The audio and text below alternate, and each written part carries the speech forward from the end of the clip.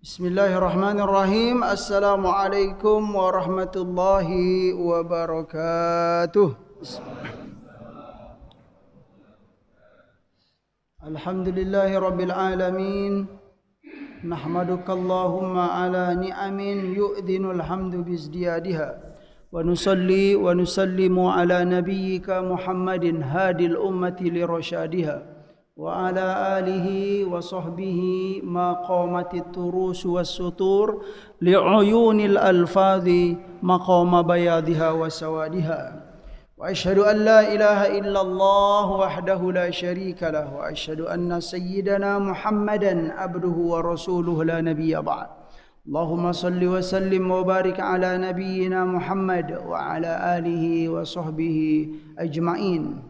أما بعد فاللهم سبحانك لا علم لنا إلا ما علمتنا إنك أنت العليم الحكيم ولا حول ولا قوة إلا بالله العلي العظيم ولا حول ولا قوة إلا بالله العلي العظيم.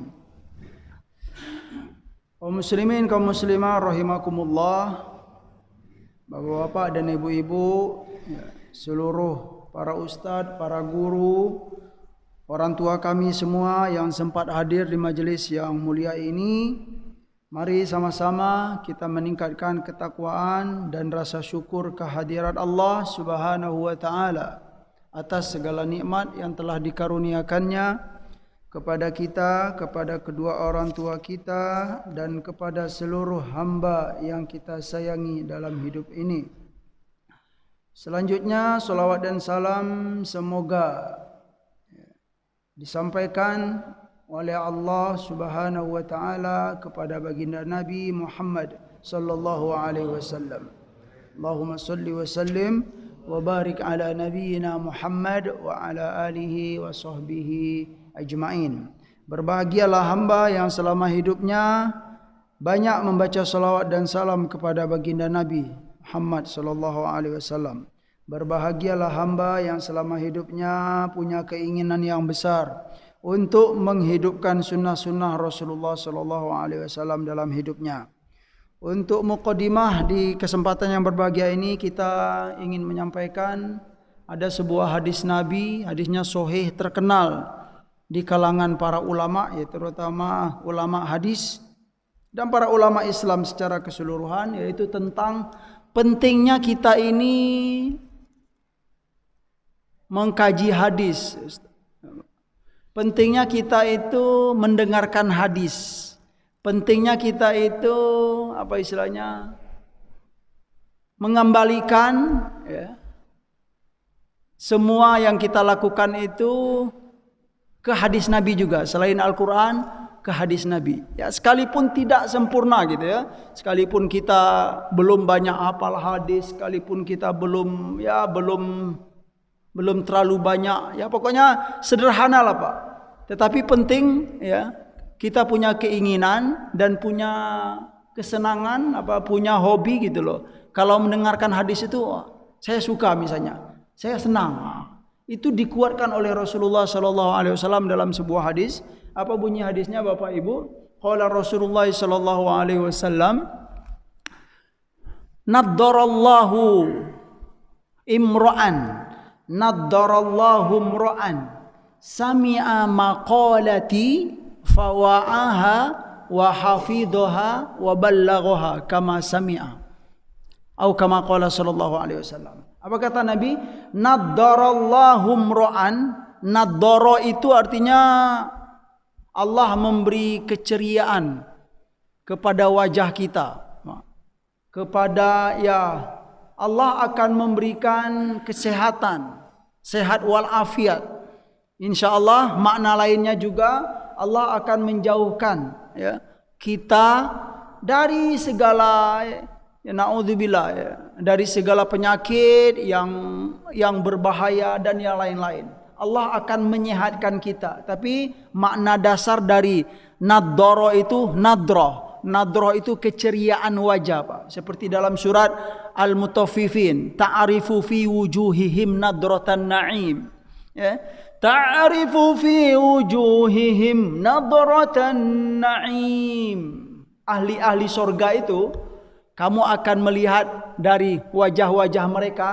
Kita akan Kita diberi gambaran oleh Allah Subhanahu wa taala, Pak. Ahli-ahli surga itu bagaimana? Di antaranya apa? Ta'rifu fi wujuhihim nadratan na'im. Ya, kamu akan melihat dari wajah-wajah ahli surga itu apa? Nadratan na'im. Nadrah itu bersinar-sinar, Pak. An-na'im itu ya pengaruh dari apa? Kenapa wajah ini bersinar-sinar gitu ya? Karena hidupnya dalam kenikmatan. Wah, ceria semuanya gitu loh. Nadratan na'im. Dalam hadis apa? Nadarallahu mra'an. Allah akan memberikan keceriaan terutama kepada wajah dan secara keseluruhan kesehatan badan, sehat walafiat gitu Pak ya. Senang hati, lapang hati ya. Pikirannya enggak kusut. Itulah maknanya. Siapa orangnya kata Nabi SAW? Orang yang akan diberikan oleh Allah tersebut sami'a maqalati. Ya, sami'a maqalati itu dia pernah mendengar perkataanku kata Nabi SAW. Dia pernah mendengar pesanku. Dia pernah mendengar nasihatku, perkataanku. Setelah dia mendengarkan perkataanku itu, fawa'aha. Dia perhatikan, Pak. Dia renungi. Ya. Oh, begitu ya kata Nabi ya. Suka-suka begitu loh, Pak. Sekalipun 1-2 hadis ya, yang pernah dia dengarkan gitu kan. Setelah dia mendengarkan itu, fawa'aha. Kemudian dia perhatikan. Menarik juga ya hadis Nabi ini. Gitu loh, Pak. Pengen juga saya ingin mengamalkan hadis ini. Gitu loh. Sekalipun 1-2 sedikit sekali. Fawa'aha. Dia perhatikan. Dia renungi hadis Nabi tersebut. Kemudian dia punya niat untuk ya mengamalkan sekalipun ya sederhana gitu loh. Yang kedua, wahafidhoha. Kemudian dia mencoba untuk menghafal. Kalaupun hafal, kalaupun tidak, cukup mengamalkan saja. Wahafidhoha. Kemudian yang ketiga, waballaghoha kama sami'a. Ya. Dan dia mencoba untuk menyampaikan kepada orang lain seperti apa yang dia dengarkan dari hadis Rasulullah SAW. Mencoba untuk menyampaikan, ya, begini hadis Nabi, beginilah hadis Nabi. Nah, dari hadis ini Bapak Ibu, ya, para ulama ternyata begitulah. Kok kalau kita lihat kenapa sih para ulama, ya, dalam Islam tersebut mau-maunya, ya, menghabiskan umur demi hadis Nabi SAW. Ya kan, Pak? Ada yang mengkaji hadis itu ya 5 tahun, ada yang 10 tahun, ada yang 15 tahun, ada yang 20 tahun, ada yang dari muda sampai meninggalnya sibuk dengan hadis Rasulullah SAW. Ini sebagai bukti bahwa dimotivasi ya oleh Rasulullah dengan hadisnya ini. Hadisnya kuat, ya, sahih sekali, ya, terkenal sekali. Kemudian para ulama juga menyampaikan mungkin inilah salah satu dorongan dan motivasi dan dan kita bisa mengambil kesimpulan bahwa kalau kita mendengarkan hadis ya, kalau kita suka memahami hadis, mempelajari hadis-hadis Nabi ya, insya Allah kita akan diberikan diberikan keberkahan oleh Allah Subhanahu wa taala ya. Makna ceria tadi Pak bisa maknanya juga keberkahan. Keberkahan untuk kita pribadi, keberkahan untuk keluarga kita, ya, anak cucu kita, dan keberkahan di lingkungan kita. Itu keberkahan dari sebuah hadis Rasulullah SAW. Sebagai dalil penguat, kita tahu ada seorang al-imam yang terkenal dalam Islam, ya sebenarnya banyak sekali. Ya, untuk kesempatan ini kita sampaikan sejarah. Yaitu sejarah Imam As-Suyuti. Kita pernah dengar Pak, Imam As-Suyuti terkenal ya. Seorang muslim itu terutama orang-orang yang suka mengkaji ilmu Islam gitu ya. Tafsir, hadis, fikih, sejarah, bahasa Arab itu kenal sekali dengan Imam Suyuti ya. Imam As-Suyuti ya. Nama beliau ini Abdurrahman, nama beliau. Gelarnya As-Suyuti, nama bapaknya Abu Bakar. Dalam sejarah ini sedikit saja kisahnya. Imam Suyuti itu beliau lahir di Al-Qahirah, di Mesir, di pusat kota Mesir itu Kairo. Nah, beliau lahir di Kairo, kemudian besar di Kairo dan menjadi ulama, ya, suka ngaji juga di mana di Masjid Al-Azhar gitu ya. Kemudian bapak beliau ini orang Arab, tetapi menurut sejarah ibunya orang Turki. Asli Turki, Pak. Gimana kalau ke Turki itu, Pak? Ya sudah bisalah terbayang lah kita gitu kan, gadis Turki gitu bagaimana ya. Bapaknya Arab digabung dengan Turki. Makanya ya Imam Suyuti subhanallah ya, beliau disampaikan dalam sejarah Pak ya, banyak disampaikan juga oleh para ulama. Imam Suyuti ini karena bapaknya juga orang soleh ya. Syekh Abu Bakar itu orang soleh, orang berilmu. Beliau punya kebiasaan, Pak. Ketika Imam Suyuti di umur 3 tahunan, ya, belum sampai 5 tahun, ya, bapaknya ini suka membawa Imam Suyuti ini ke majelis hadis Rasulullah SAW di Kairo itu, Pak. Terutama bapaknya ini suka membawa Imam Suyuti ke majelis Al-Imam Ibnu Hajar Al-Asqalani, yang mana majelis Imam Ibnu Hajar itu di Masjid Al-Azhar sekarang. Bapaknya suka bawa. Ya, umur 3 tahunan itu kan belum mengerti apa-apa. Ya, orang Arab itu Pak, sekalipun dia sudah bisa ngomong umur 2 tahun, 3 tahun ya gitu kan.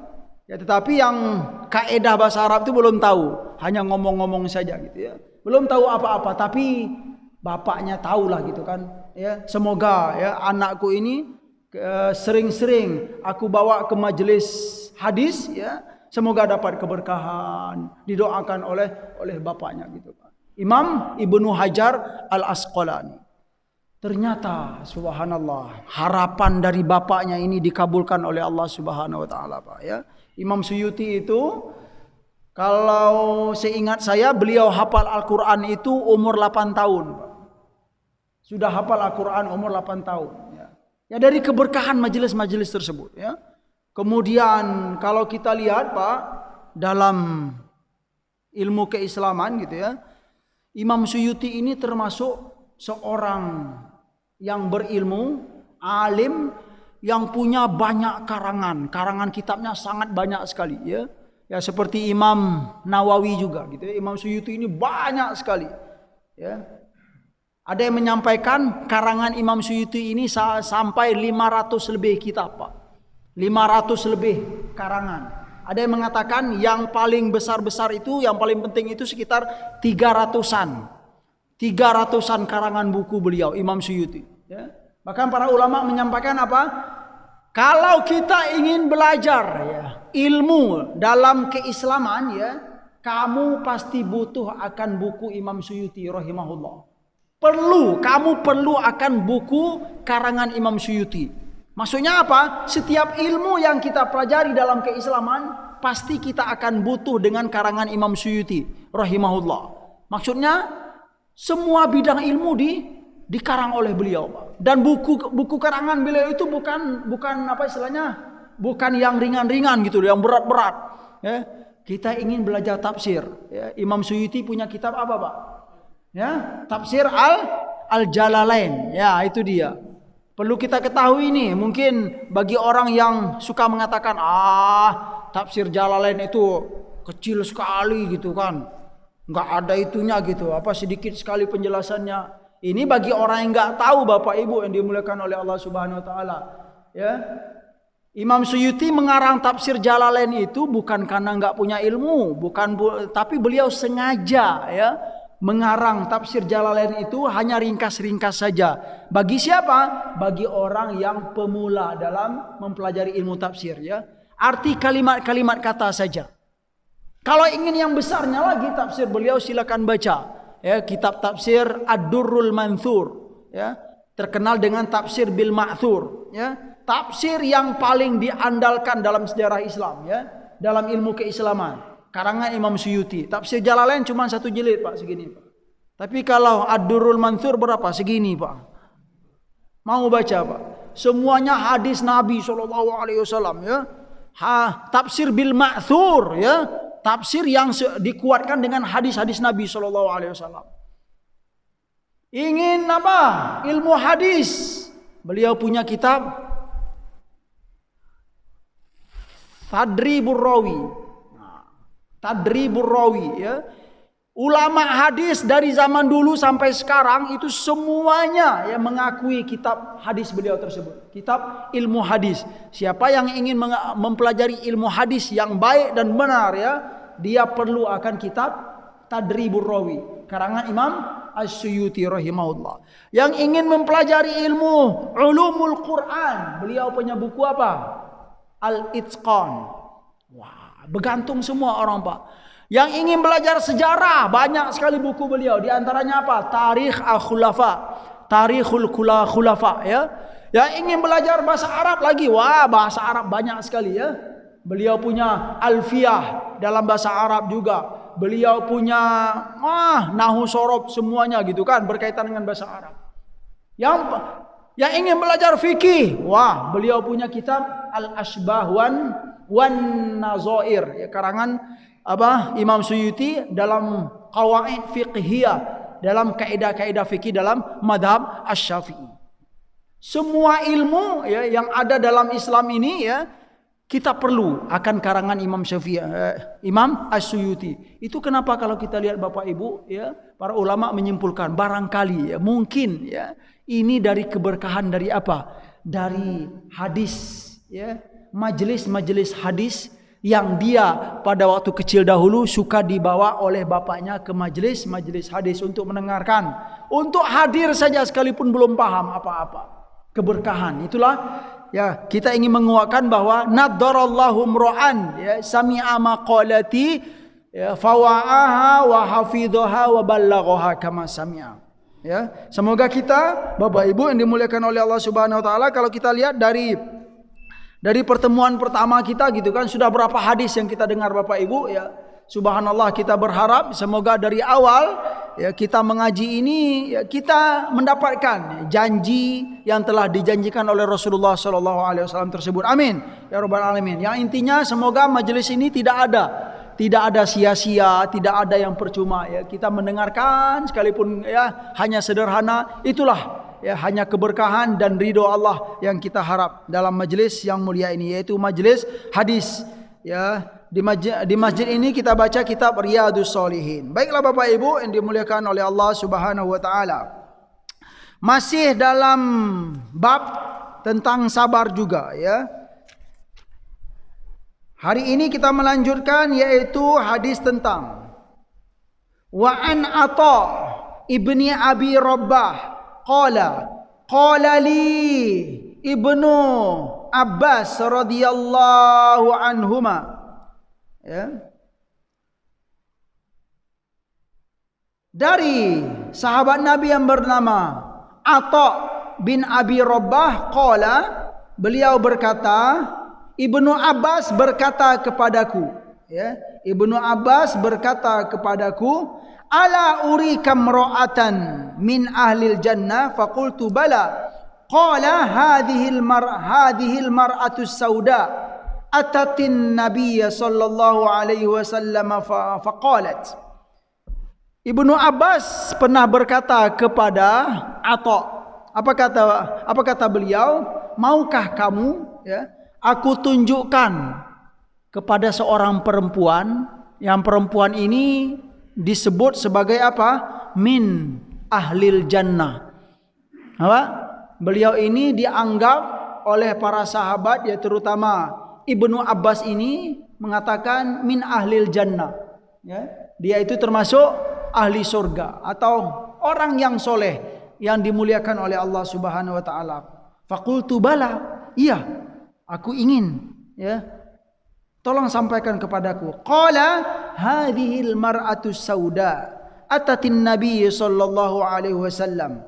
Inilah perempuan yang hitam, ya, al mar'atu sauda. Jadi ada pada waktu itu perempuan yang berkulit hitam. Dia pernah datang kepada Rasulullah sallallahu alaihi wasallam. Dia datang kepada Nabi sallallahu alaihi wasallam, faqalat, ya, dia berkata kepada Nabi sallallahu alaihi wasallam, inni asra'u wa inni atakasyafu fad'ullaha ta'ala li. Ya, wahai Nabi, wahai Rasulullah, kata perempuan apa, Pak? Perempuan berkulit hitam tadi. Ya Rasulullah gitu kan. Aku sakit, ya. Aku kesakitan, ya.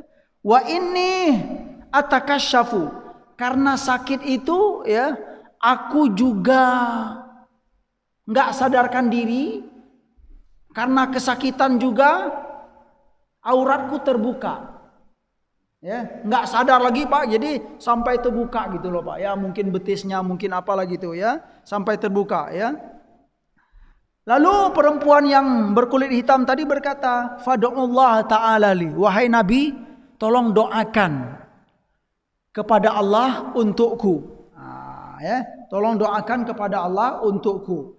Qala, lalu Nabi berkata kepada perempuan yang berkulit hitam itu, "In syi'ti sobarti walakil jannah, wa in syi'ti da'autullaha ta'ala ayyu'afiki." Ayyu'afiyaki, ya. Baik, kata Nabi, jika kamu ingin bersabar, kata Nabi, jika kamu ingin bersabar, maka kamu dapat surga. Dan jika kamu ingin aku doakan kepada Allah untuk kamu bisa sembuh, aku juga akan mendoakan. Jadi Nabi pada waktu itu ngasih dua pilihan, Pak. Mau bersabar terhadap sakit yang kamu rasakan, atau mau saya doakan. Nah, ini pilihannya, Pak. Semuanya bagus semua gitu kan. Sembuh bagus, doa Nabi juga bagus. Tetapi ternyata faqalat, dia memilih apa? Asbir ya Rasulullah.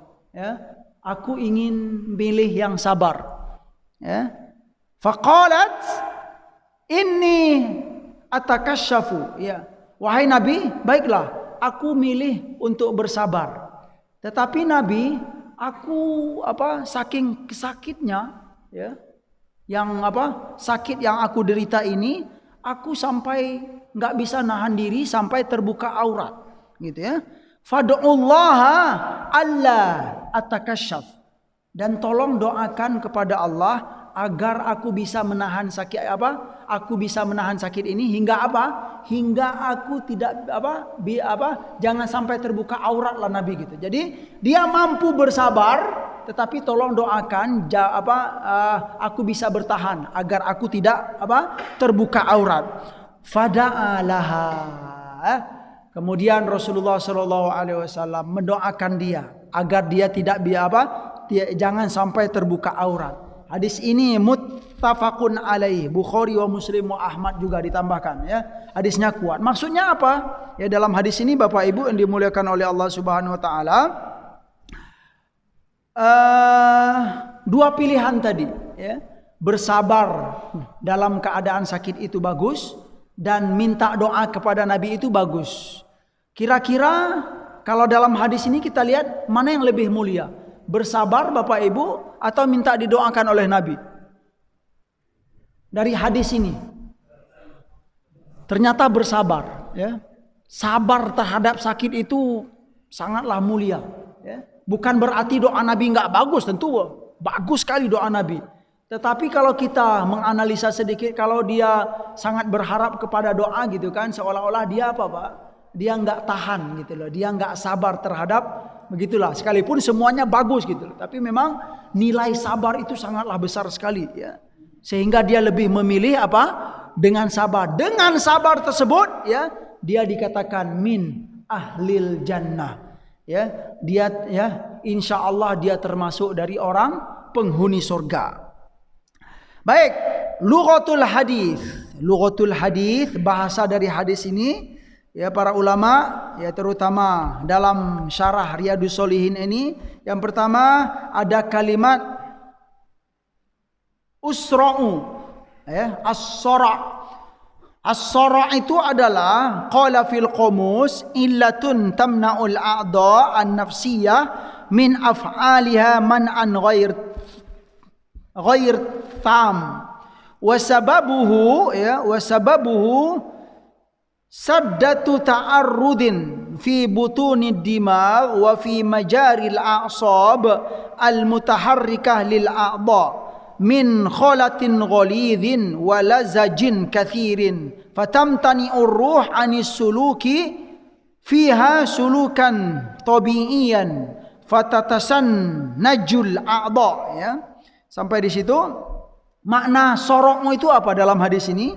Makna sorok, ya, kalau makna sederhananya ya sakit gitu ya. Tapi ternyata sakit di sini adalah sakit karena sakit tersebut sehingga menahan anggota badan kita untuk beraktivitas secara normal. Karena sakit itu badan ini bergerak nggak normal lagi, itu maksudnya Pak. As-soro itu. Artinya sakitnya sederhana atau berat ini Pak? Sakitnya berat sekali, ya, sampai ya karena rasa sakit tersebut anggota badan ini bergerak nggak normal, nah gitu loh, tidak seperti semula gitu loh. Wasababuhu sebabnya apa? Tersumbatnya ta'arrudin fi butunid dimag, ya, wa fi majaril a'sab al mutaharrikah lil a'dha, yaitu tersumbatnya saraf, ya, saraf yang saluran saraf yang bisa menggerakkan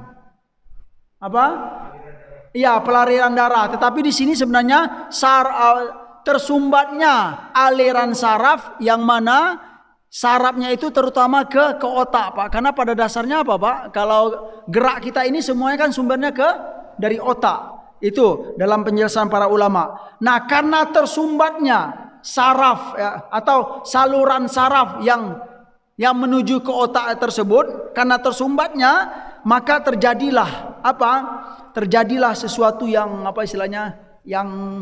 ya tasannuj itu kram-kram gitu loh Pak, gitu dia. Karena nggak normal gitu ya.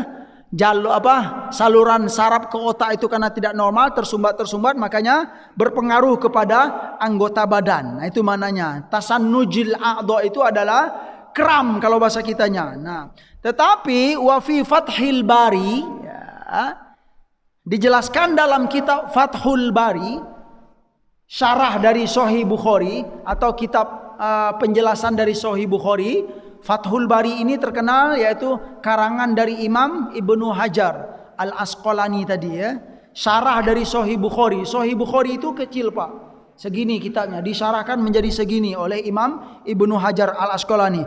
Apa makna sorok di sana? Yaitu annalladzi kana bil mar'ati min soroil jinni la soroil kholat. Nah, ternyata perempuan tersebut, dia sakit itu ternyata gangguan jin, ya. Ini dalam Fathul Bari, ya. Boleh saja kita mau mengambil pendapat selain dari Fathul Bari, ya, cuman tertulis di Fathul Bari dia kenapa sampai kejang-kejang begitu, ya. Karena apa? Gangguan jin, sorongul jin. La min sorongil kholat, bukan dari sorok atau penyakit yang tersumbatnya saluran saraf sampai ke otak tadi. Bukan itu kalau menurut apa yang disampaikan oleh Ibnu Hajar dalam Fathul Bari. Itu makna hadis, lughatul hadis. Atakasyafu, ya, dari takasyuf, ya. Wal muradu annaha khasyitu an tadhhara auratuha wa hiya la tash'aru. Makna dari takasyuf tersebut wal muradu annaha, maksudnya adalah, wahai Nabi, aku takut khosyat, dia takut, ya, perempuan tadi takut agar ketika auratnya itu nampak, ya, sedangkan dia tidak menyadari, wahya la tash'uru, ya, auratnya nampak terbuka dan dia tidak sadar. Itu makna takasyuf dalam hadis tersebut, ya. Apa adalah hadis, ya? Secara global, Bapak Ibu yang dimuliakan oleh Allah Subhanahu wa taala, kalau kita perhatikan makna dalam hadis tersebut yaitu sabar terhadap al-bala fi dunia.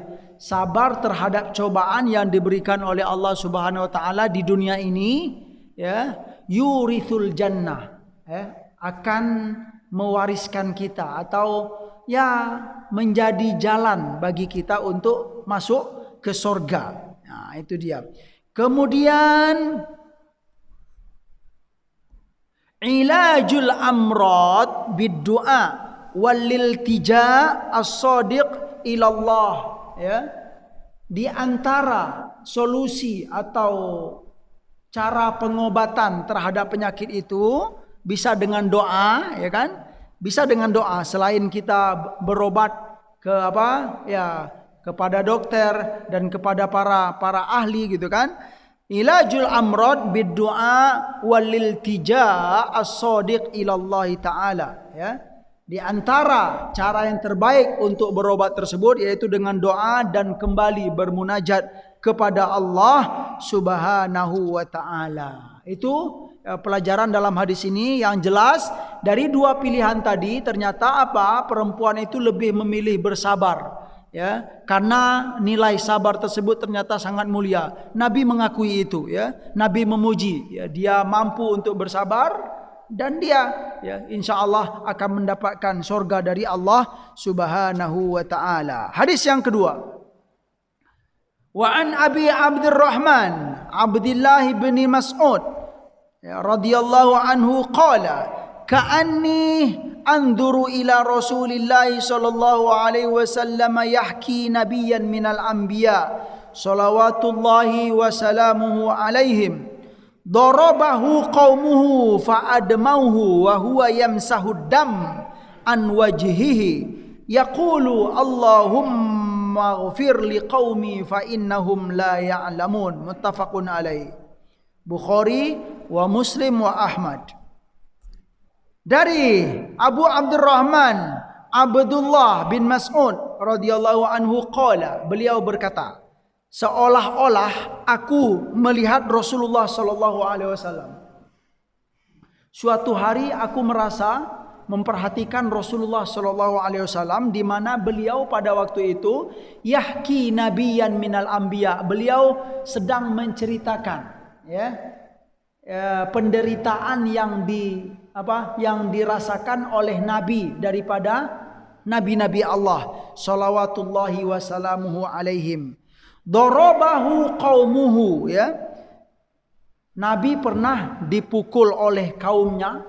Nabi pernah dipukul oleh kaumnya.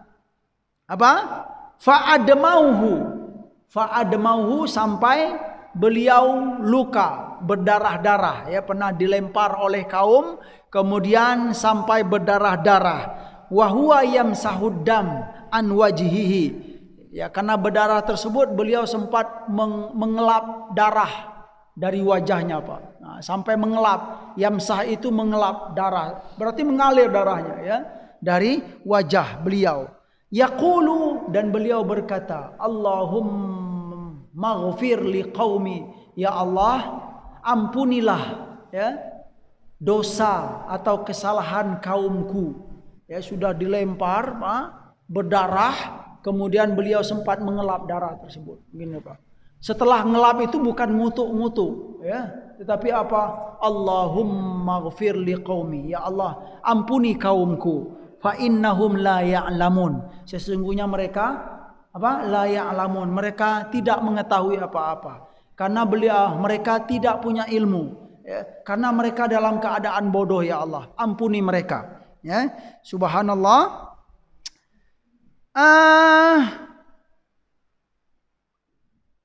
Secara sederhana, poin yang bisa kita petik dalam hadis ini adalah sabrul anbiya. Ya, kalau seingat kita Bapak Ibu, kisah ini terjadi kepada Nabi saat apa itu? Ketika Nabi dilempar saat? Ya, beliau berdakwah ke negeri Taif. Ya, nyampe di negeri Taif itu bukan disambut dengan rebana, kupak gitu, bukan gitu. La ilaha illallah. Nabi dilempar. Ini memang iya, ya, dikuatkan dengan hadis ini, gitu kan.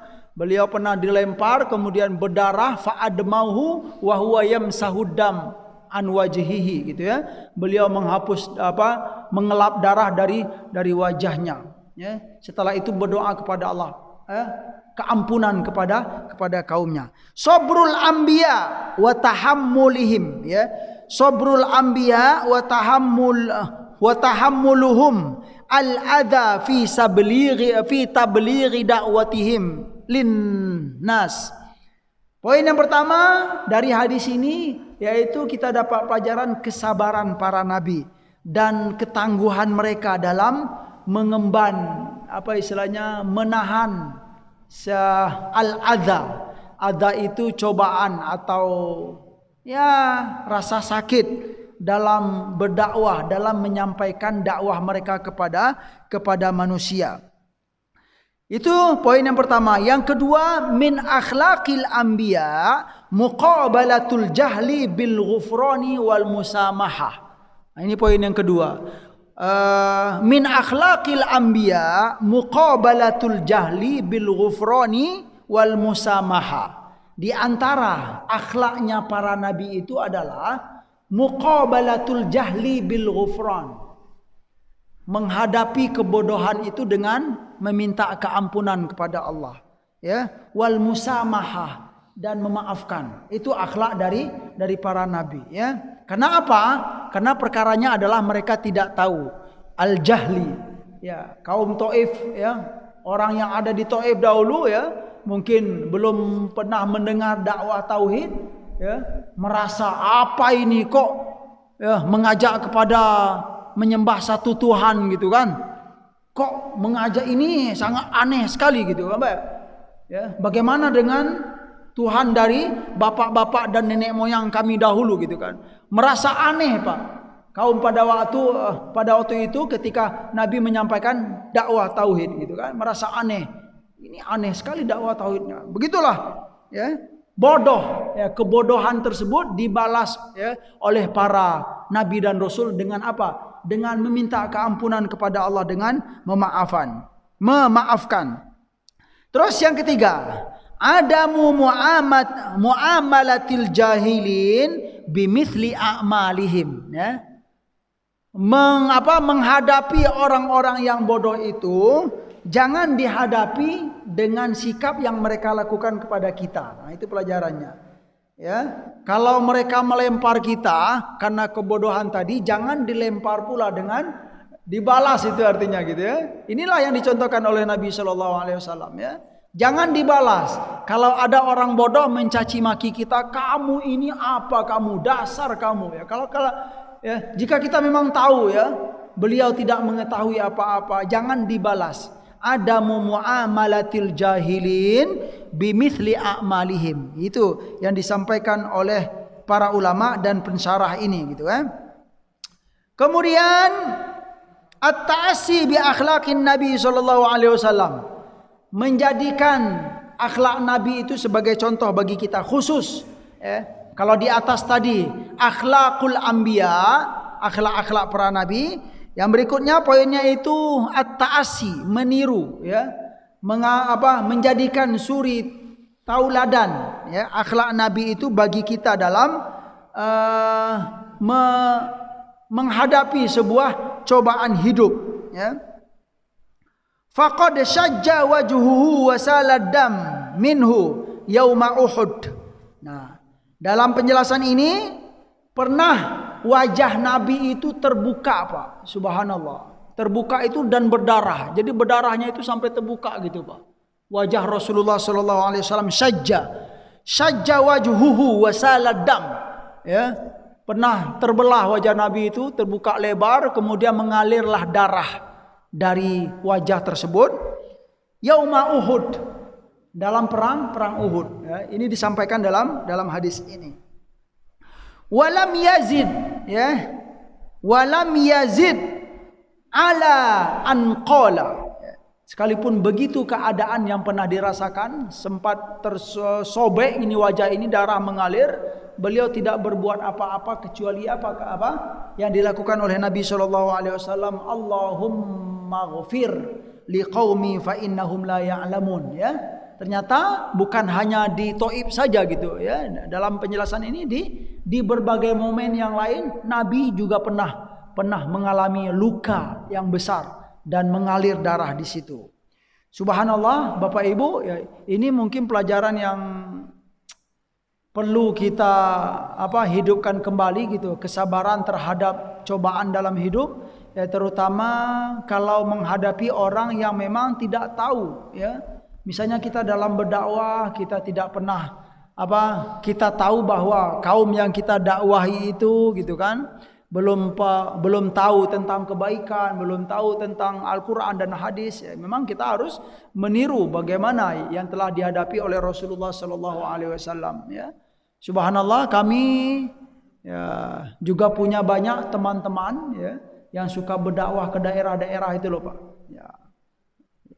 Ya, mungkin kita tahulah jamaah apa gitu kan yang sampai berdakwah ke daerah-daerah terpencil gitu ya, ke pulau-pulau ya, kemudian berdakwah ke diskotik gitu ya. Mau mereka ya, sahabat-sahabat kita yang mulia itu berdakwah ke lokalisasi kemana-mana gitu ya, itu disambut dengan macam-macam Pak. Ada yang baru buka pintu, assalamualaikum, baru buka pintu gitu Pak. Iya, langsung diludahin. Bukan disambut dengan bunga, dengan kopi, dengan teh, enggak, langsung dengan gitu loh Pak. Tetapi beliau sangat tahu bagaimana Rasulullah Sallallahu Alaihi Wasallam menerima dengan baik. Sudah diludahi, ada dihapus saja gitu. Ambil tisu dihapus, sabar, balik dulu gitu kan. Besok coba lagi gitu. Lah datang lagi gitu ya. Gitu. Ya sabar. Memang begitu cobaannya gitu kan. Dai itu memang begitu ya. Ya kalau sekali dulu dah besok enggak datang lagi, ya berarti kita lupa dengan apa yang dihadapi oleh Rasulullah Sallallahu Alaihi Wasallam. Atau sempat ketika diludah itu langsung ngambil sepatu gitu kan. Nah, itu bukan contoh dari Rasulullah Sallallahu Alaihi Wasallam. Doakan ya. Setelah diludah itu ya Allah gitu kan. Sini Pak aku doakan Pak gitu kan didoain. Ya subhanallah Bapak Ibu yang dimuliakan oleh Allah Subhanahu wa taala. Ini mungkin mudah kita sampaikan gitu. Sekarang kita perlu prakteknya gitu ya.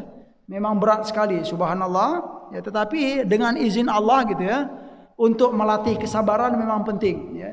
Kita menghadapi tetangga atau sahabat di tempat kerja yang mungkin background beliau itu ya tidak sama dengan kita, atau beliau itu jarang mendengarkan hadis Nabi, atau belum pernah bagaimana, kita harus mencoba untuk mempraktekkan bagaimana kesabaran menghadapi sahabat dan ya orang-orang yang ada di sekitar kita tersebut. Hadis yang ketiga, wa an Abi Sa'id wa Abi Hurairah radhiyallahu anhuma anin Nabi sallallahu alaihi wasallam. Dari Abu Sa'id dan Abu Hurairah, dalam hadis ini dua rawinya. Anin Nabi sallallahu alaihi wasallam, dari Rasulullah sallallahu alaihi wasallam qala. Nabi pernah bersabda, ma yusibul muslima min nasabin wala wasabin wala hammin wala hazanin wala adha wala ghammin hatta syaukatu yushakuha illa kafarallahu biha min khotoyahu. Muttafaqun alaih juga. Hadisnya kuat sekali ya. Bukhari, Muslim wa Ahmad ya. Tidaklah kata Nabi sallallahu alaihi wasallam seorang muslim ditimpa suatu permasalahan ya. Nasobun itu masalah yang melelahkan dalam hidup Pak.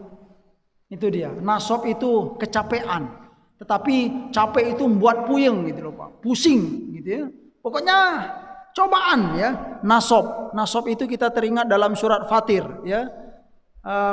Di sorga itu enggak ada nasob ya. Wa qala Allah Ta'ala, a'udzubillahi minasyaitonir rajim, wa qalul hamdulillahilladzi adhaba 'annal hazan inna rabbana ghafurun syakur alladzi ahallana darul muqamati min fadlihi la yamassuna fiha nasabu wa la yamassuna fiha lughub ya. Para penghuni surga ketika sudah masuk surga dengan izin Allah, mereka berdoa kepada Allah, wa qalul hamdulillahilladzi adhaba 'annal hazan ya. Segala puji bagi Allah yang telah menghilangkan dari kami, yaitu apa? Al-hazan, rasa sedih dan cemas. Ya wajar lah Pak, kalau sudah masuk surga enggak ada lagi rasa sedih dan cemas. Jadi kesimpulannya kalau kita masih belum dalam surga, masih berada di luar surga, sangat wajar Pak, kita masih was-was Pak ya.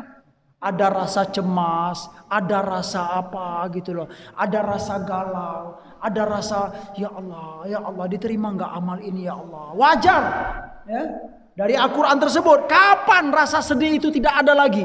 Kapan rasa ragu-ragu, rasa cemas itu tidak ada lagi ketika sudah masuk surga? Alhamdulillahilladzi azhaba annal hazan. Enggak ada lagi rasa sedih dalam hati ini karena sudah masuk surga. Ya, karena kalau sudah masuk surga itu enggak ada sejarahnya dalam itu Pak, dalam hadis atau dalam Al-Qur'an kalau sudah masuk surga dikeluarkan lagi masuk neraka. Itu dia. Makanya nikmat yang paling besar itu Pak kalau sudah masuk surga enggak ada lagi gitu. Wow.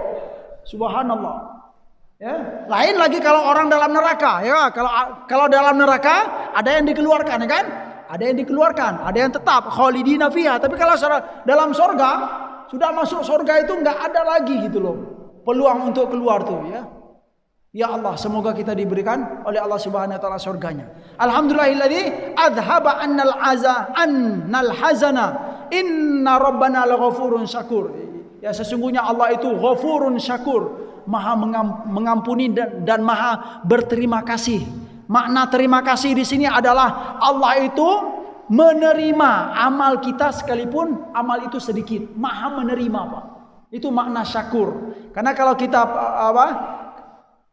kita bawa ke bahasa kita, kok Allah Subhanahu wa taala berterima kasih gitu ya. Makna syakur itu kan bersyukur. Apa yang disyukuri oleh Allah Subhanahu wa taala? Ternyata maksudnya Allah itu maha menerima amal soleh dari kita sekalipun itu sedikit. Sedikit itu diterima oleh Allah Subhanahu wa taala. Allah mensyukuri amal kita itu Pak. Makanya beramallah banyak-banyak. Alladzi ahallana daral muqamati min fadlihi. Dia yang telah mengkaruniakan kami darul muqamah, tempat yang abadi yaitu surga tersebut. La yamassuna fiha nasobun. Nah ini dia. Kalimat nasobun dalam hadis itu ada disebutkan dalam Al-Quran. Yang mana kalau sudah masuk surga, la yamassuna fiha nasobun wa la yamassuna fiha lughub. Di surga itu enggak ada lagi apa? Capek, Pak. Capek pikiran, mikirin apa lagi tuh? Ansuran atau apa enggak ada lagi, Pak. La ilaha illallah ya.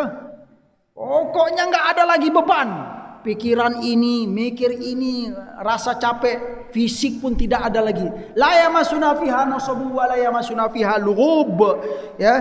Jadi kata Nabi, tidaklah seorang muslim ditimpa oleh Allah Subhanahu wa taala rasa capek, rasa sakit ya. Ini semua dikumpul oleh Nabi, Pak. Nasobin ya, min nasobin, wasobin, hammin, hazanin, adza, ghammin ya. Itu semuanya yang mumet-mumet ya. Yang ditimpa oleh Allah. Wasob itu ya, makna di sini adalah wasobin itu sakit. Bermacam-macam sakit ya.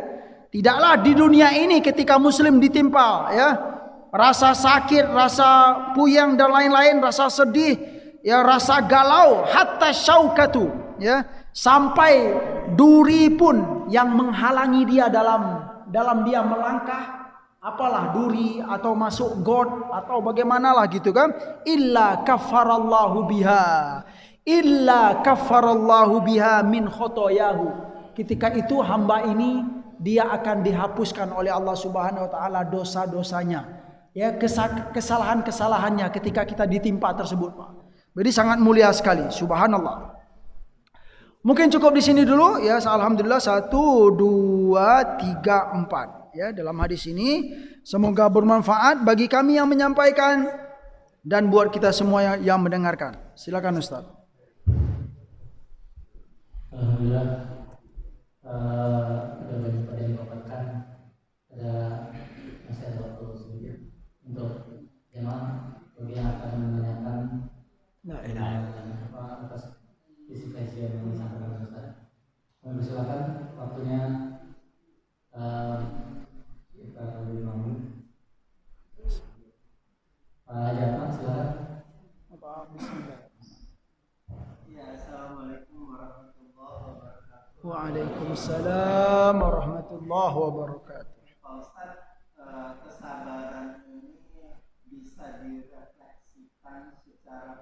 personal atau secara kolektif jemaah? Ya, Karena menghadapi situasi seperti ini, maksudnya karakteristik Islam itu kan selalu dikoyak-koyak. Nah, menghadapi kondisi seperti ini, kesabaran masih diperlukan atau enggak? ya, Masya Allah. Baik, Bapak. Ya seperti itu ya. Masya Allah. Waalaikumsalam warahmatullahi wabarakatuh. Ada lagi atau ya? Pak. Silakan. Waalaikumsalam warahmatullahi wabarakatuh.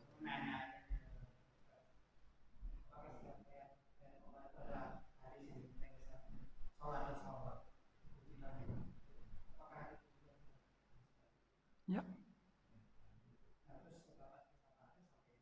Ya, Masya Allah. Masih nyambung sahabat juga ya? Ya, Masya Allah. Itu Bapak, satu lagi. Waalaikumsalam warahmatullahi wabarakatuh. Barakallahu bismillah.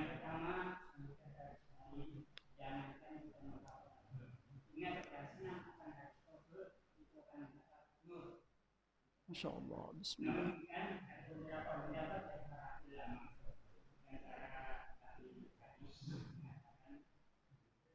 Siapa yang dapat menghafal 40 hadis Rasulullah SAW kemudian diimplementasikan di dalam kehidupan sehari-hari akan menjadi masuk. Ya. Satu, yang kedua, dengan kesabaran yang kita Muhammad SAW dan ditipu oleh Islam negara, bukan itu saja, namun dilempari oleh orang kita. Sehingga turunlah satu surat, yaitu surat Al-Insyirah, yaitu Al-Insyirah. Mohon penjelasan dari Pak Ustaz. Waalaikumsalam warahmatullahi wabarakatuh. Baik, yang pertama ya, tentang kesabaran itu ya, berkaitan dengan personal atau kolektif, ya semuanya bisa kita apa istilahnya kita arahkan Pak. Kalau memang itu permasalahan pribadi ya tentu personal, kemudian kolektif ya permasalahan yang dihadapi umat ini gitu Pak. Tapi sepertinya Bapak lebih fokus tentang itu Pak ya, tentang umat ini Pak ya. Bisakah ya, masalah sabar masuk di sana gitu kan? Ya kalau masalah umat yang apa karakteristiknya suka dikoyak-koyak itu memang apa? Itu sudah menjadi sunnatullah gitu Pak ya, hukum alam, kehendak dari Allah Subhanahu wa taala bahwa Islam itu memang ya, ajaran yang diridhoi oleh Allah Subhanahu wa taala. Karena dia diridhoi oleh Allah, maka dia tidak diridhoi oleh orang yang atau makhluk yang jauh dari Allah Subhanahu wa taala. Itu saja ya. Ya, para syaitan yang memang sudah mengakui bahwa dia dilaknat oleh Allah, kemudian tempat kembalinya ke neraka, cuma dia pernah minta kepada Allah, Rabbi fa'anzirni ila yaumi yub'atsun gitu kan. Para syaitan itu pernah minta kepada Allah, ya Allah, beri aku waktu sampai hari kiamat ya. Untuk apa? Untuk menggoda, membuat ya permasalahan, permusuhan, pertikaian antara umat manusia ini. Itu sudah menjadi sunnatullah. Nah, sabar di sini kalau kita lihat, kalau itu berkaitan dengan agama kita, ya sepertinya memang tidak cocok. Apa sabar di situ apa bukan berarti, nah sabar di sini bukan juga berarti ya kita diam saja gitu Pak ya. Artinya apa? Kita teringat dengan kisah Nabi SAW dan para aulia, para rasul dan para nabi tentang kesabaran mereka. Cuman setelah itu kita punya langkah-langkah. Kita juga melihat kenapa orang itu memusuhi Islam gitu kan?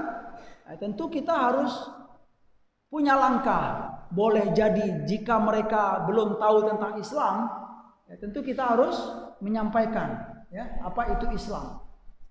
Kalau memang dia sudah tahu tentang Islam kemudian menyerang Islam, artinya apa? Membenci Islam dengan terang-terangan gitu kan? Silakan langkah berikutnya nasihat yang baik. kemudian jika tidak mau juga ya baru kita akan berkabar agak tegas sedikit gitu. Intinya kalau kita kaitkan dengan contoh dari Bapak tadi masalah umat ini, ya kembali lagi kepada siapa? Kepada perkara nahi mungkar tadi gitu. Dalam Islam itu dia menghadapi nahi mungkar ternyata ada 3 tahapan ya Pak ya. Ya Pak ya, dengan tangan, kemudian dengan lisan, kemudian dengan apa Pak?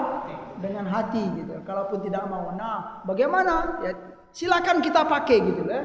Mau pilih yang mana? Kalau kita memang sedang punya kekuatan ya, punya peluang untuk menuntaskan kemungkaran tersebut dengan tegas, lakukan itu bagus. Ya kalau jika kita setelah mikir-mikir, wah ini saya nggak punya kekuatan apa-apa ya, silakan dengan nasihat lisan, menyampaikan ilmu-ilmu ya, sampaikan ya, cegah kemungkaran tersebut. Jika tidak mampu juga, nah ini yang paling terakhir ya Pak ya, sebuah kemungkaran tersebut jangan sampai kita mengiyakan ya. Setidaknya setiap muslim dan muslimah gitu, kalau tahu itu sebuah kemungkaran, kita harus menolak dalam hati ini ya. Kita harus menolak dalam hati ini sekalipun belum bisa berbuat apa-apa. Iya, hati saya menolak. Itu kemungkaran ya. Subhanallah, saya punya punya teman ya sahabat dekat gitu ya. Beliau pernah menyampaikan saya kepada kami, Ustaz gitu. Saya melihat ya dalam realitas sekarang gitu kan. Begitu ya, contohnya gitu ya. Tapi dalam hati saya menolak. Jawab saya apa Pak? Syukur alhamdulillah. Kalau kita punya istilahnya penolakan dalam hati berarti apa? Memang kita tulus ya, mengamalkan ajaran Al-Qur'an tersebut dalam hadis perkara ini. Jadi kalau untuk sabar ya sebenarnya Pak bisa diletakkan mana kita mampunya gitu kan. Mampunya segini silakan, mampunya level ini silakan, level begitu. Yang terpenting kita tahu ajaran sabar itu adalah ajaran yang mulia. Bapak ya? Yang berikutnya juga kita harus bergerak. Sabar itu bukan berarti kita hanya diam saja ya. Nabi setelah dilempar itu bagaimana Pak? Kalau kita lihat setelah dilempar sampai berdarah itu, apakah beliau berhenti menyampaikan risalah? Tidak gitu kan? Cara lain. Nggak bisa di sini ditolak di sini, pergi ke negeri yang lain kan gitu.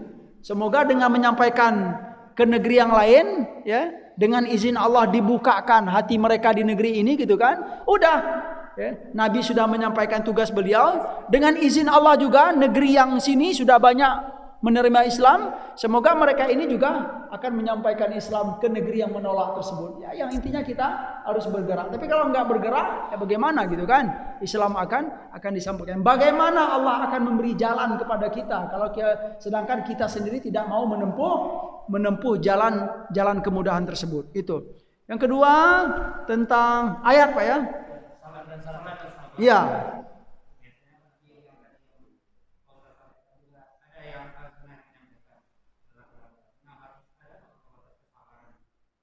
Ya kalau kita ya memang ya sabar itu pada dasarnya tidak ada batasnya gitu Pak ya. Nah cuman dalam prakteknya kita memang harus melihat juga gitu lah. Kenapa sabar seseorang itu berbeda-beda ya, karena backgroundnya juga gitu loh. Backgroundnya, kemudian keilmuannya, ketaatannya, kemudian seringnya latihan dia dalam sabar tersebut, itu akan berpengaruh. Orang yang sering latihan insya Allah ya pasti akan berbeda sabarnya dengan orang yang tidak pernah latihan dalam sabar ini ya. Latihan menghadapi anak ya, latihan menghadapi istri itu latihan sabar semua. Latihan sabar dengan tetangga, latihan dengan memperbanyak latihan ya. Semoga itu akan menguatkan kita selalu Pak. Jadi sabar itu memang bukan hanya diucapkan saja, dipraktekkan gitu aja. Nah, kalaupun kita menemukan kok kamu kurang sabar ya, jangan dicela ya Pak ya orang begitu ya. Mungkin background beliau, level beliau belum meningkat ataupun belum terlalu kuat kesabarannya. Contoh seperti perempuan yang marah kepada Nabi itu Pak. Ya kita lihat gitu kan. Ketika dia menangis di kuburan gitu kan. Kemudian kata Nabi isbiri wattaqillah gitu kan. Sabarlah ibu dan bertakwalah kepada Allah wahai ibu. Langsung dibuah gitu ya. Menjauh kau gitu kan. Nah, kira-kira level ibu ini bagaimana Pak? Masih rendah berarti kan? Itu di depan Nabi dia begitu, sampai dia menyesal gitu. Kayak itu Nabi lah ngomong gitu kan. Dia kembali kepada Nabi, mohon maaf. Memang levelnya nggak bisa kita paksakan. Kita ini harus level tinggi semua, bahaya gitu kan.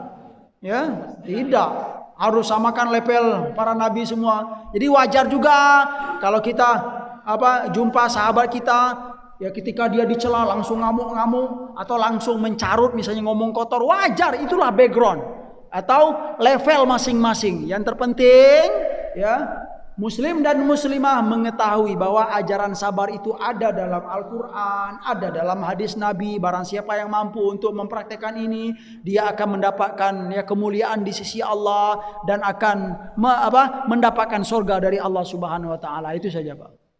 Oke. Yang terakhir, Pak, tentang hadis ya. Menghafal hadis itu mulia ya. Seingat kami tentang hadis yang dibacakan maksud hadis yang dibacakan oleh bapak kita tadi itu ada dalam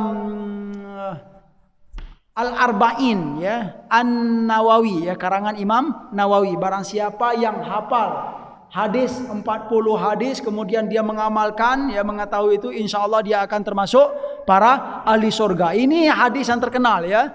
Ya, salah satu juga motivasi kenapa para ulama itu banyak menghafal hadis, memang mulia sekali. Ya, tetapi bukan hanya hafal saja, dia harus faqih dalam hadis tersebut. Ya, faqih dalam hadis. Kami teringat ada perkataan Imam Ahmad bin Hambal tentang mana bagus hafal atau paham, Pak.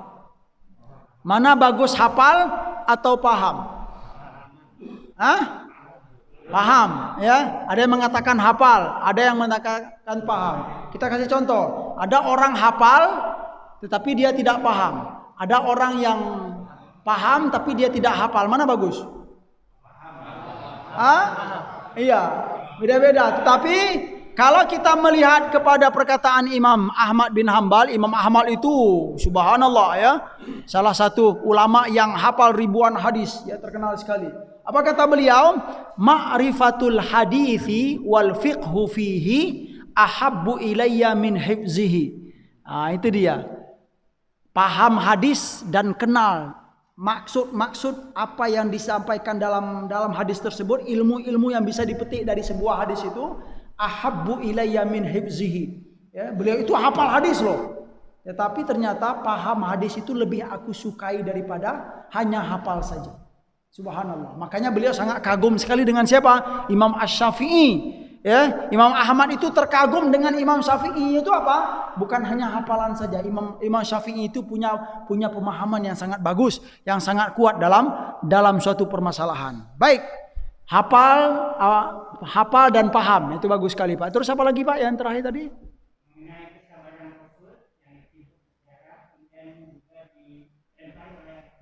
Ya, oh iya, tentang apa? Dalam surat Al-Insyirah ya. Itu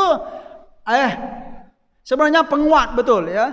Penguat dalil-dalil yang ada dalam Al-Qur'an, innallaha ma'as sabirin gitu ya. Sesungguhnya Allah itu suka dengan orang-orang yang sabar, bersama dengan orang-orang yang sabar. Dalam surat Asy-Syarah tadi, alam nashrah laka sadrak ya, wa wada'na anka wizrak alladzi anqadha zahrak wa rafa'na laka dzikrak, gitu ya. Alam nashrah laka sadrak, ya wahai Muhammad, ya tidakkah kami telah melampangkan dadamu, gitu loh. Alam nashrah laka sadrak wa wada'na anka wizrak, dan kami telah ringankan beban-bebanmu dalam hidup ini, ya kan. Wa rafa'na laka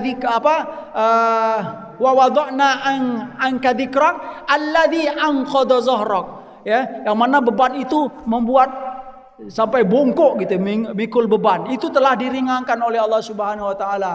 Wa rafa'na laka dzikrak, ya, dan kami telah mengangkat namamu wahai Muhammad. Ini perkataan ini, Pak, sebagai bukti juga Nabi Muhammad itu dia akan mulia selama-lamanya sampai hari kiamat. Mau mencela orang, mau meremehkan, mau menghina Nabi, dia sudah diangkat oleh Allah Subhanahu wa taala. Yang hina itu siapa? Kita. Kalau melihat Nabi kita diremehkan, kita diam-diam saja. Kita yang hina. Nabi itu nggak akan hina. Itu dia. Wa rafa'na laka dzikrak. Setelah itu apa? Tolong diingat dalam hidup ini. Gitulah, ya Pak ya. Perjalanan. Ada keadaan murah, senang, kemudian sedih, berat, gitu Pak ya. Kemudian ya ada masalah kemudian dapat solusi dari Allah Subhanahu wa taala, fa inna ma'al usri yusra, inna ma'al usri yusra. Ini kaidah bagi kita dalam menghadapi sebuah permasalahan. Kalau ada kesulitan pasti ada kemudahan. Kalau ada kesulitan dua kali, kalau ada kesulitan pasti ada kemudahan gitu. Fa inna ma'al usri yusra, inna ma'al usri yusra. Fa idza faraghta fansab wa ila rabbika farghab. Kalau kamu sudah melakukan sesuatu perbuatan, kegiatan, ya, wa ila rabbika farghab, ya, maka lakukanlah perbuatan yang lain, kegiatan yang lain, ya. Berharaplah kepada Allah Subhanahu wa taala kebaikan dari aktivitas-aktivitas yang lain. Subhanallah, sederhana. Terima kasih.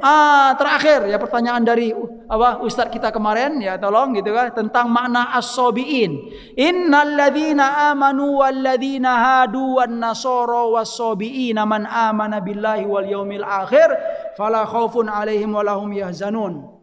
Secara sederhana memang makna sobiin itu sesungguhnya orang-orang yang beriman dan orang-orang Yahudi dan orang-orang Nasrani dan orang-orang as-sobiin, ya. Orang-orang yang begini, ya, Yahudi, Nasrani dan sobiin yang beriman kepada Allah Subhanahu wa taala dan hari akhir, mereka fala khaufun alaihim walahum yahzanun, ya. Falahum ajruhum inda rabbihim wala khaufun alaihim walahum yahzanun.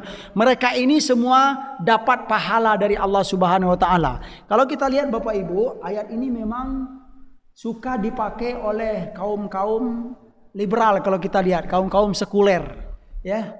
Ya, bagi kaum muslimin yang nggak ngerti, betul juga ya, gitu kan?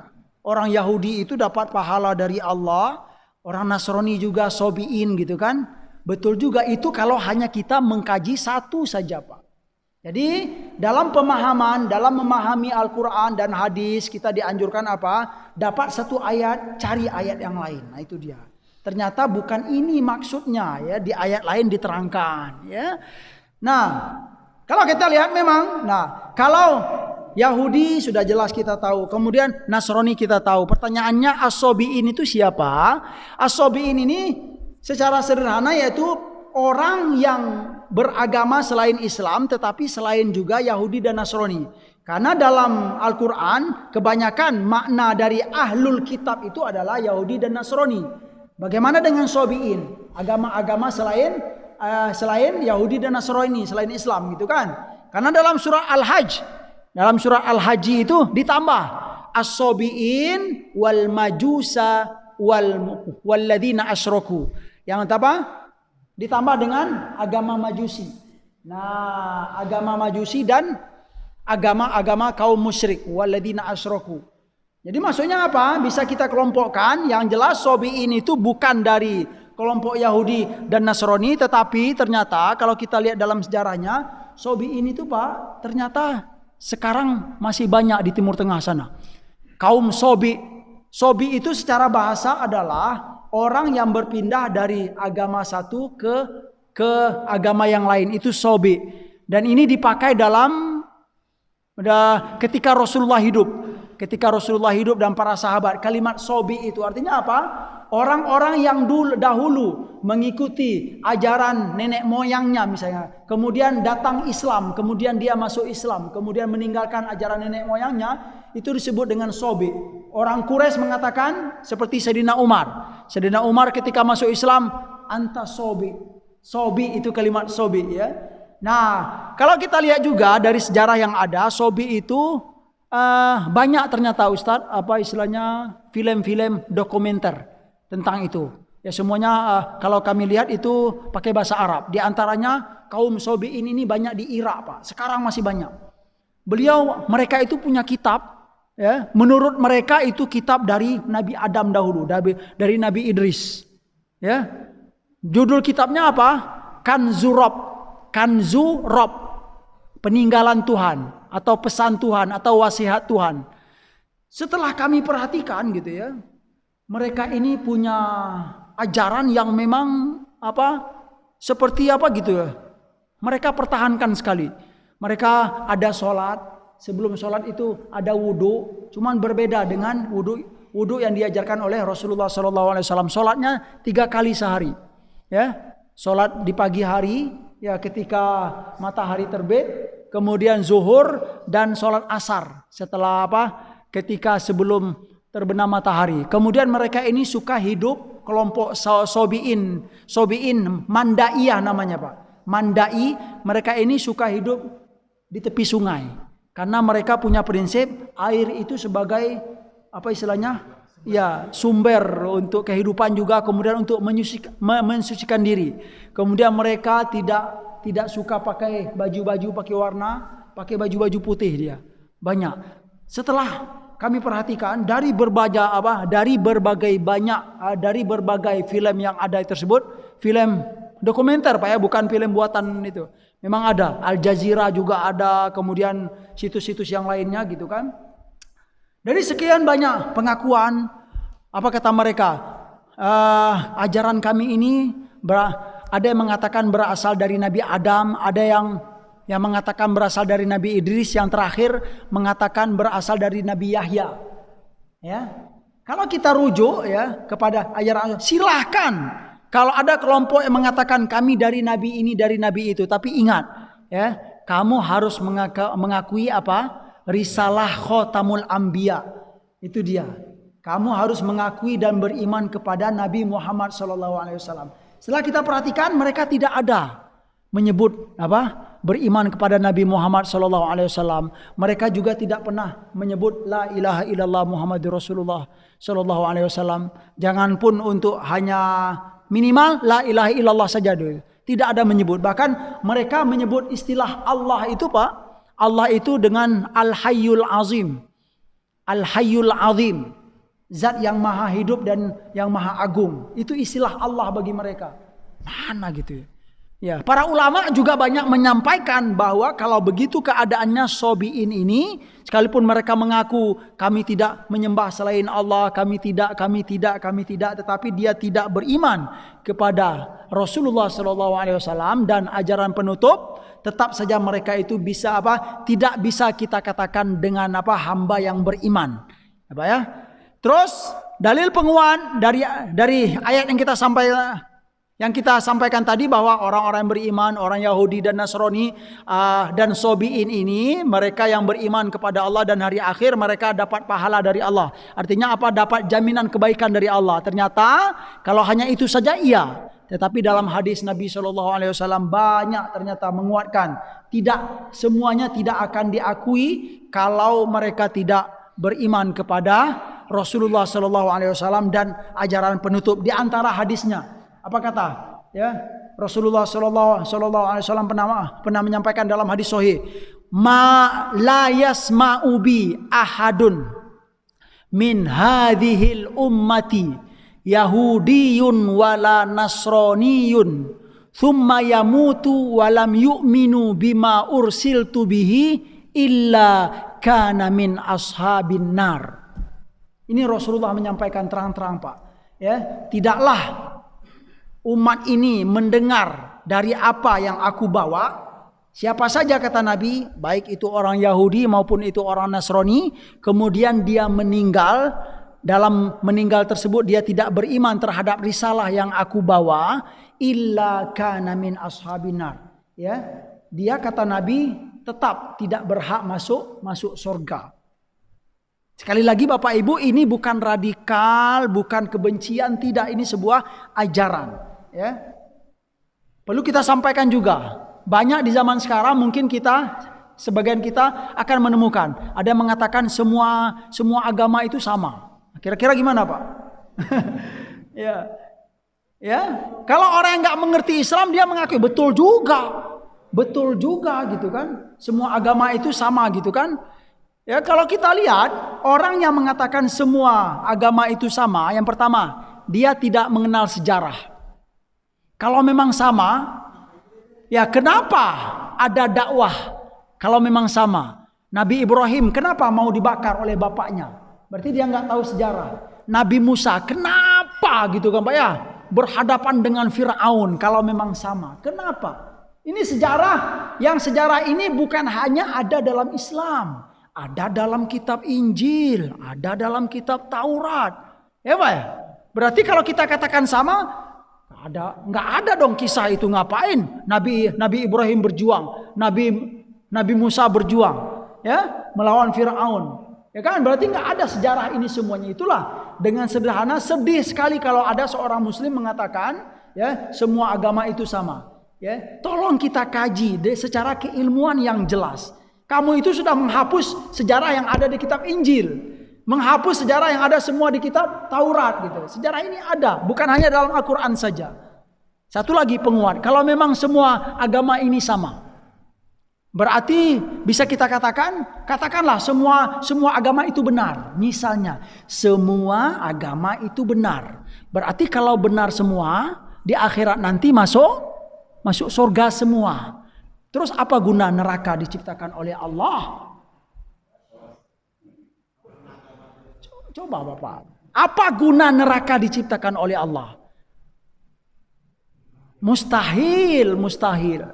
Ini juga sebagai penguat, Pak, bahwa perkara ini bukan perkara kebencian, la ilaha illallah, tidak. Ya, kita sebagai Muslim memahami ajaran Islam bukan berarti kita benci kepada saudara kita yang belum beriman, yang belum Muslim. Bukan berarti, demi Allah kita bukan benci, tapi kita berusaha meyakini apa yang diajarkan. Dan itu terbukti. Banyak hamba-hamba yang belum beriman, dengan izin Allah beriman. Ya, banyak hamba-hamba Allah yang belum yakin dengan ini, dengan izin Allah ribuan, jutaan hamba Allah beriman. Ya, bahwa itu memang kebenaran yang disampaikan oleh Allah kepada umat manusia. Mungkin itu sebagai bukti, sebagai ya penguat bagi kami bahwa as-sobiin itu bisa kita katakan, ya, agama selain ahlul kitab yang disebutkan dalam Al-Quran, selain Yahudi dan Nasrani, itulah kelompok as-sobiin. Terus bagaimana dengan amal mereka?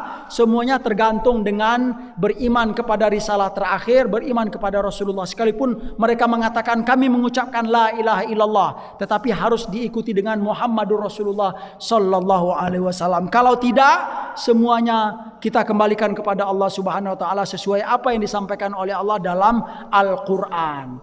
Ya, banyak hadisnya tentang itu. Ya, saya sudah mengumpulkan hadis itu ada sekitar 4 hadis penguat. Cukup dengan satu hadis yang kami bacakan tadi itu cukup, Bapak Ibu.